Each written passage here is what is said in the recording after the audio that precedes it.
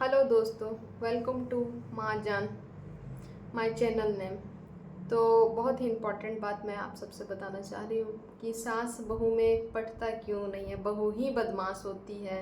पता नहीं कैसा संस्कार मिला है जो ऐसी है वैसी है, मेरी बेटी जैसी वो कभी हो ही नहीं सकती। सास का ये डायलॉग होता है। हर घर की कहानियाँ हैं, हर घर की कहानियाँ हैं। कुछ है कि ओपन रहता है, कुछ है कि दबा हुआ रहता है। तो ओपन रहता है तो सबको पता रहता है, दबा हुआ रहता है वो सबको पता नहीं होता है। ठीक है। तो ऐसे लोग कहते हैं क्या बात है, बहू ही पता ही नहीं चला। अरे भैया, बहू तो नई नई रहती है, उन्हें तो बिगाड़ते आप सब हो। जो सास लोग होती है बिगाड़ती ही है सास बहू को। सब बहू क्यों नहीं बिगड़ती? क्योंकि सास सब बदमाश नहीं होती है, हर सास स्वार्थी नहीं होती है। चंद सास केवल अपने बारे में सोचती है, अपनी बेटी के बारे में। ठीक है।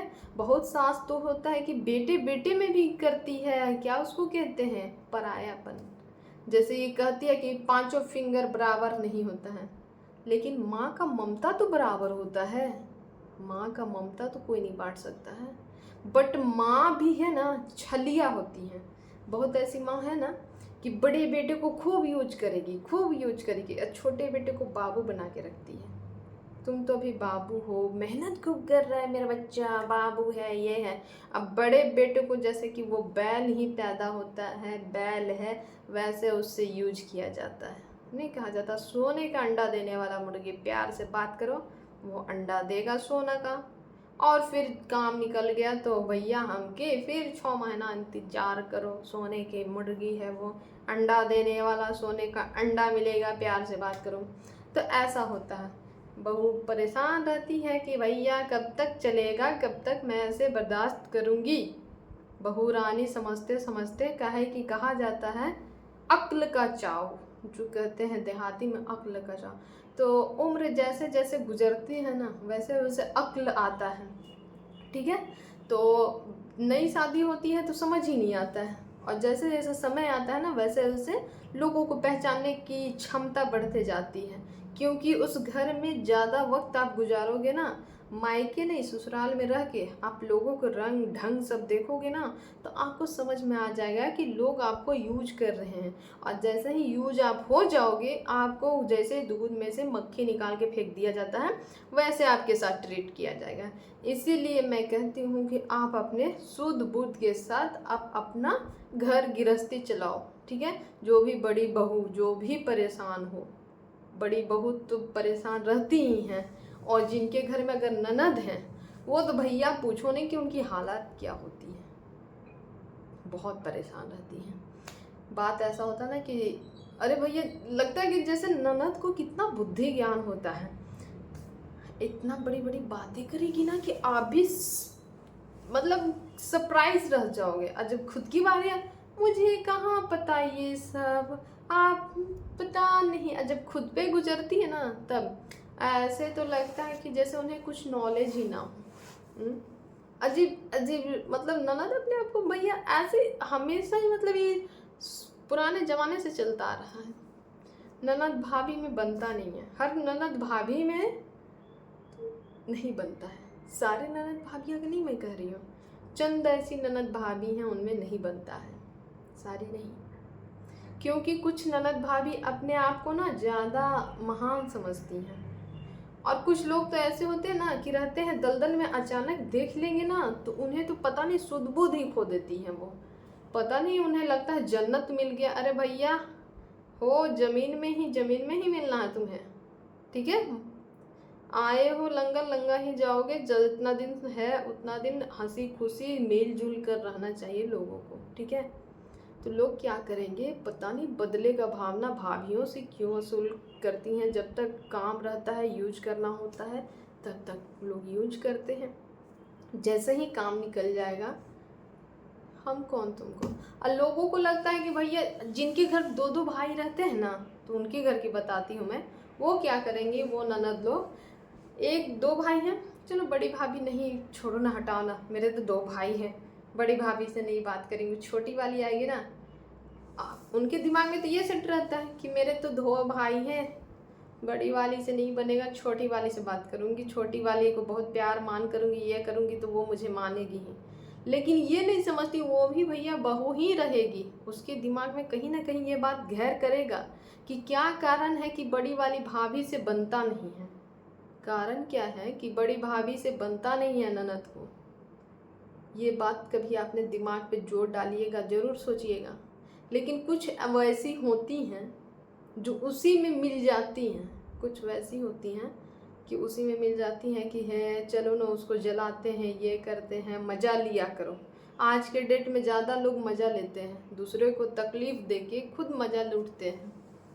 लेकिन अक्सर हम देखे हैं बहुत ऐसे, फेसबुक ओपन करो, यूट्यूब ओपन करो, कुछ भी, इंस्टाग्राम, जहाँ तकलीफ़ों का साया, कहाँ बड़ा भाई परेशान है, छोटा भाई एंजॉय कर रहा है।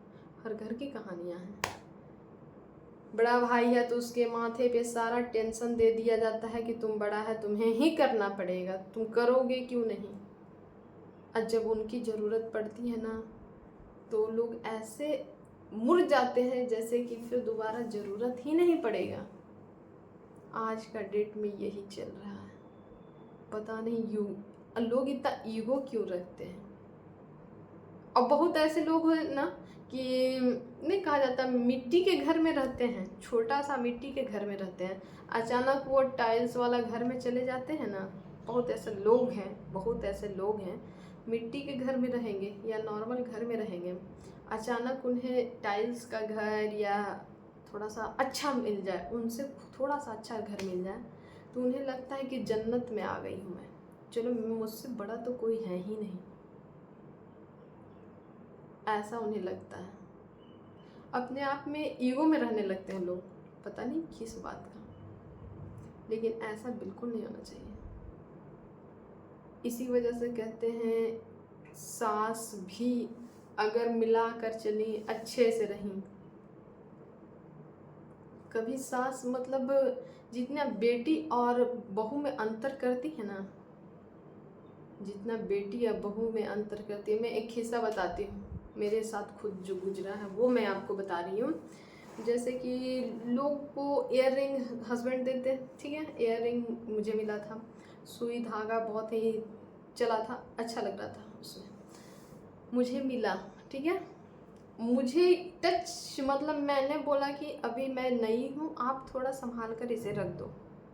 मैं रखी नहीं उसे, क्योंकि घर में शादी का माहौल रहता है तो आप डाउन, बच्चे उच्चे भी रहते हैं ना, तो थोड़ा सा मैं सोची कि चलो बड़ी है, सास है, रखने दे देती हूँ।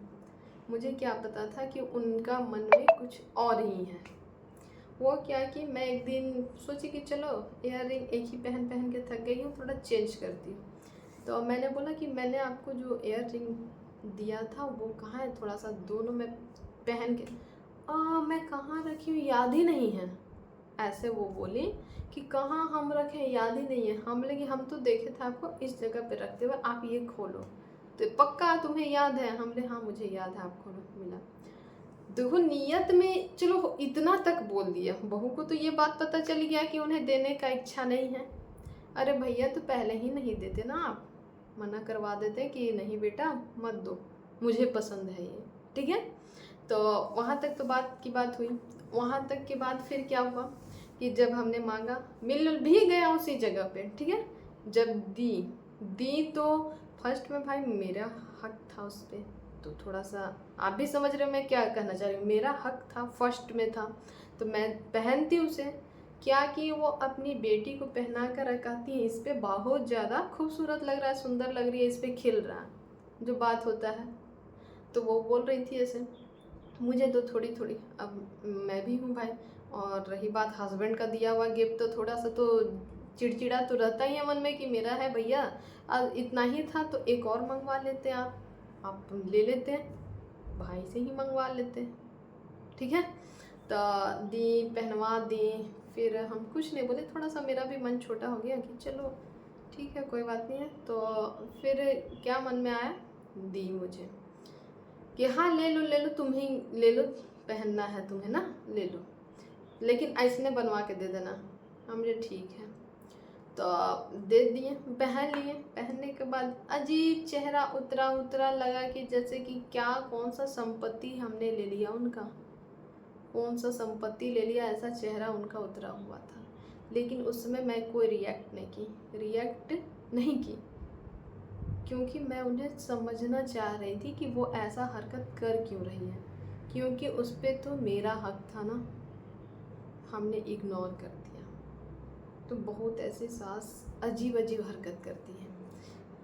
ऐसा हरकत आपको मैं सुनाऊंगी ना कि आप भी चौंक जाओगे। जब शादी का माहौल होता है ना, तो बहू रानी को जो मतलब अच्छी सास होती है ना, अच्छी बहू होती है ना, तो मतलब वो तालमेल करके बहू सास बात करती हैं कि ये अपनी बेटी को शादी में देखो ना, तुम्हारी ननद है, तुम्हारी बहन जैसे ही हैं, तुम्हें जो समझ में आता है देख लो।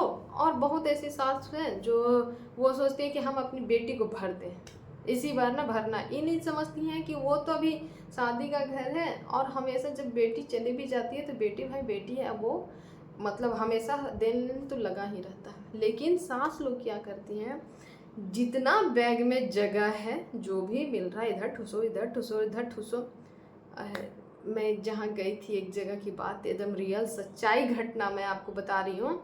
बैग में उसके ट्रॉली में जो जगह था, उसकी माँ क्या की, और उसकी भाभी बिल्कुल साइलेंट बैठी हुई थी, उसके एक छोटे बच्चे भी थे, वो चुपचाप बैठी हुई चुपचाप देख रही थी। वो सब समझ रही थी, वो सोच रही थी कि जब हमारी शादी हुई थी तो हमें कपड़ा नहीं दी, एक साड़ी मतलब दी, और भी जताई कि ये साड़ी बहुत महंगा है।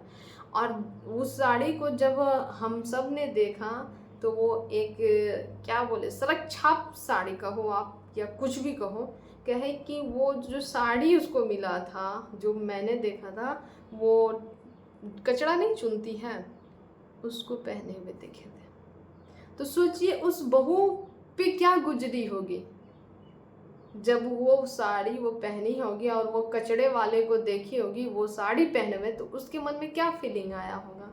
वो सास तो नहीं समझी, लेकिन मैं चुपचाप साइलेंट होकर यही देख रही थी कि वो कैसी सास है जो उसकी बेटी का जो शादी हो रहा था, जितना ट्रॉली में जगह था, जो भी गेस्ट उन्हें कपड़े दे रहे थे जो बेहतर लग रहा था, ये चैन खुला है इसमें डालो, इसमें डालो, इसमें डालो।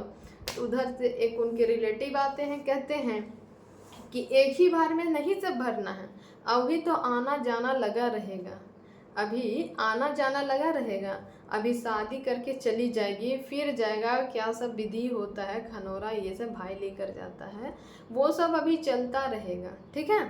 तो ये एक ही बार से नहीं हो जाता है, थोड़ा सा सोच बूझ के साथ काम किया। तो नहीं नहीं ऐसा नहीं, ऐसा नहीं, सब नहीं डाल रहे हैं, कुछ डाल दे रहे हैं, ठीक है। अगला भी समझ गया कि ये ऐसी हरकत कर रही है क्योंकि इसके घर में बहू है, इसलिए ये ऐसी हरकत कर रही है कि बहू ले ना ले। बट बहू सबकी ऐसी नहीं होती है, बहू ऐसी नहीं होती है। लेकिन पता नहीं लोगों का क्या माइंड होता है कि बहू को इतना नीचा दर्जा दे दिया जाता है, और वही बहू को अगर सही समझे तो वो बहू आपको समझाएगी कि ऐसे ऐसे आप करो, अभी नहीं ख़त्म हुआ है रिश्ता, अभी तो दिन, अगर बढ़िया नेचर रखोगे तो आज वही देख रहे हैं कि भाभी जो उसकी हैं, जो उसकी सास डाल रही थी इधर उधर जितना जगह था डाल रही थी, आज वही जो उसकी भाभी है जो देखी अपने आँखों से, फुल्ली इग्नोर की। तुम माँ बेटी तुम लोग का यही हरकत है, उन लोग से बात करना भी पसंद नहीं करती है। इसलिए कहते हैं कि अच्छे से अच्छी मतलब बहू को अच्छे से यूज मत करो, क्योंकि वो भी किसी की बेटी है, ठीक है। आप उसे यूज मत करो, वो भी किसी की बेटी है।